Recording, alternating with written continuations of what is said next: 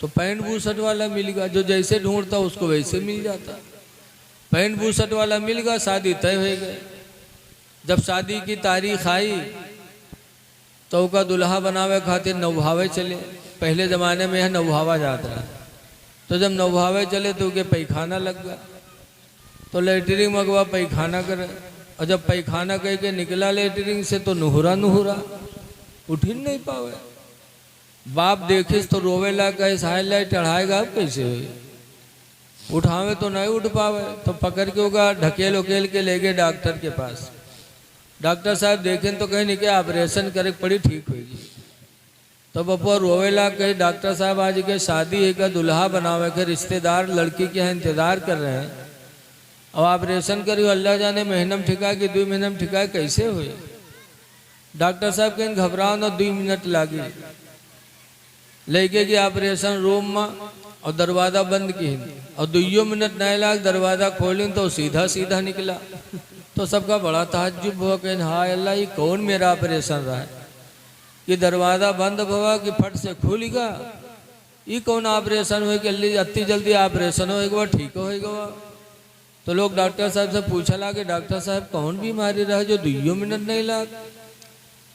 तो डॉक्टर साहब कहें कोई बीमारी नहीं, पैंट के बटन बूसट में लगाए ली रहा है।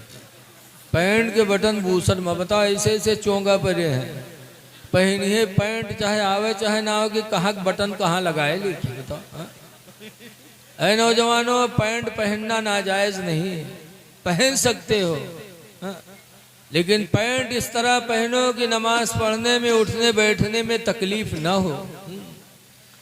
पैंट पहनो तो तुम्हारा जिस्म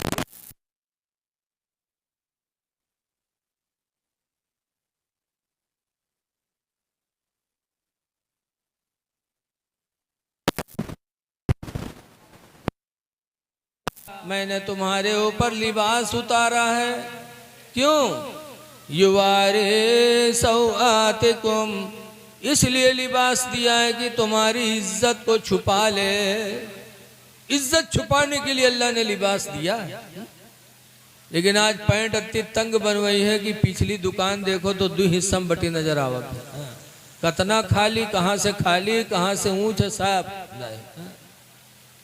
ऐसे हमारी माँ बहनें पहनी है नकाब, और नकाब पहनने के बाद कमर में रस्सा बंधी है, लागत है डांका डाले जाते हैं।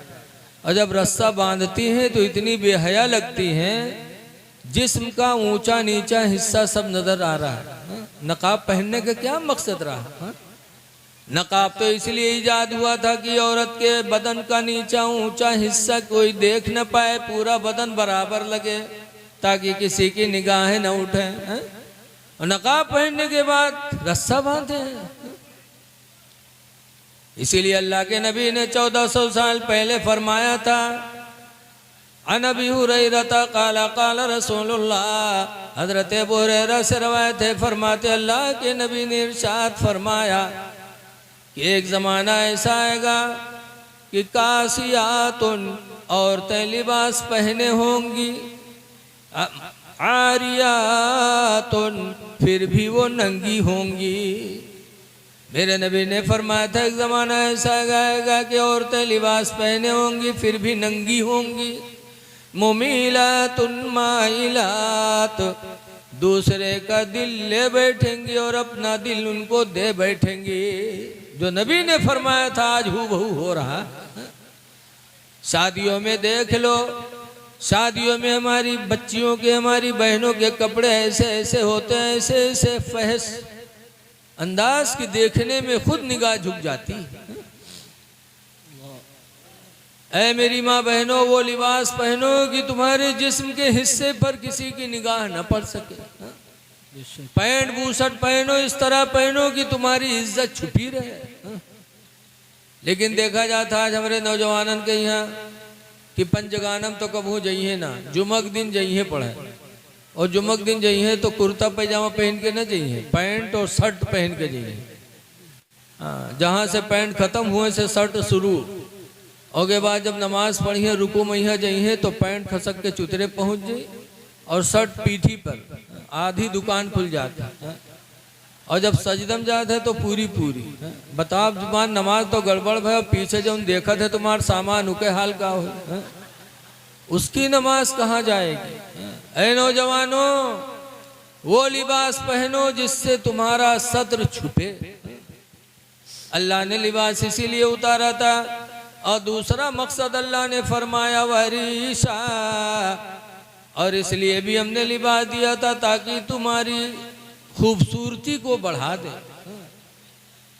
लिबास सतर छुपाना पहले है, खूबसूरती को बढ़ाना बाद में है। लेकिन आज हमारी माँ बहनें समझती हैं कि नहीं, लिबास वो पहनो जो उन बढ़िया लागे। एक आदमी गवा बनारस, वहाँ देखे साड़ी की मार्केट, तो एक साड़ी अपने मेहरुआ खातिर ले ली है, लाल कलर के। ओके, बीवी के कलर कौन मेर रहा है? अतनी करिया की तावो फेलू के सामने। और जब लाल साड़ी लेके आवा, औरतिया देखे तो बहुत मगन में हो गए, जल्दी जल्दी नहाइस और साड़ी पहने के बाद मर्द के सामने गए, पूछा थे देखो हम कौन मिल लागे थे? मर्दवा के तुम तो वैसे लागत हो जैसे कोयला के ढेर में आग लग गए हो, बस उन नोच के फेंक दी गाड़ी बक्के लगा। ये बाद में देखो कि हम अच्छे लगते हैं कि नहीं, पहले ये देखो कि अल्लाह ने सतर छुपाने के लिए लिया था, वो हमारी सतर छुपी कि नहीं छुपी। बेशक बेशक लिबास ऐसा पहनो, और ऐसा लिबास भी ना पहनो जिससे घमंड पैदा हो।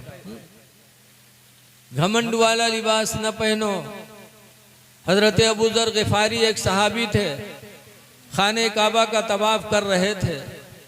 तवाफ करने वाले बहुत से थे, उन्हीं तवाफ करने वालों में एक आदमी कुर्ता पहने था और उसकी कॉलर, बड़े बड़े नुकीले कॉलर बाहर निकले थे।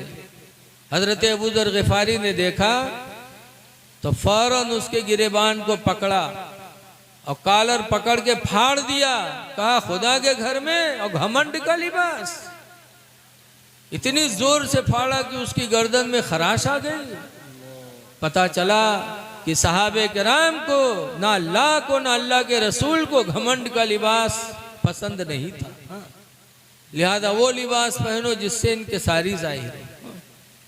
हमारी माँ बहनें भी सोचें, शादी ब्याह में का पहनत है? गरारा,